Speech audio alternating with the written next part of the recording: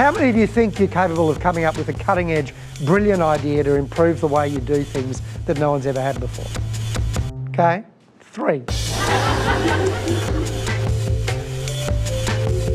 Please join with me in welcoming James OLoghlin, celebrated innovator, media personality and presenter. G'day, I'm James OLoghlin. Welcome to the new Inventors. I spent 8 years working with over 1,000 of the country's best innovators and inventors, trying to answer one question: how? What James does is takes that experience and talks to organisations about how we can use innovation in our business, not by spending money in R&D, but actually changing the way we think. Anything that isn't perfect creates an opportunity for innovation. Is it possible there might be a better way of doing things? Are we just doing it this way because that's the way we do it, not because it's the best way? Question everything you do. It's pretty easy to make the case innovation is important. What's harder is to say, and this is how you do it. Innovation isn't just about the goods and services you supply. It's about every aspect of your business. A Dutch bicycle company sold most of their bikes online and they shipped them all around the world. The problem they had was that a lot of the bicycles were being damaged in transit. What can we do that encourages people handling our packages to use more care? They didn't say there was a TV inside. All they did was put a picture of a TV on the side of the package and change the behaviour to such an extent that damage reduced by 75%.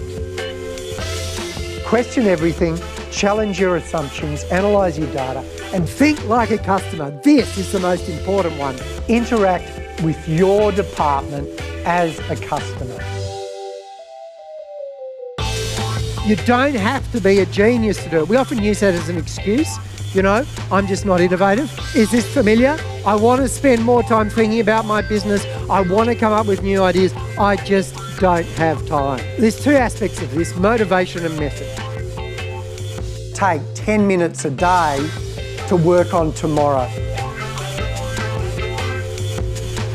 Persistence will be rewarded. A great example of that is WD-40. You know why it's called that? They had 40 goes. And you'd think after WD-22, the guy's boss would have been going, come on, and WD-37, but they got there. Which makes me wonder a little bit about the Boeing 747, but particularly as I'm catching one later today.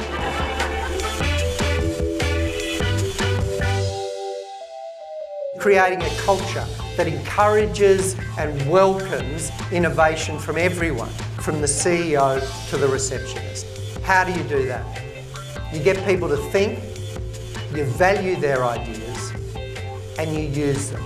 Make friends with failure. If you see failure as a necessary step in the innovation process, it takes the stigma out of it. The job of leaders, in my view, is to A, motivate people to see innovation as something they should be doing, and then B, create a system to allow it to happen. The adventure of ideas, the adventure of innovation, it's available to every single one of us, and I urge you all to have it.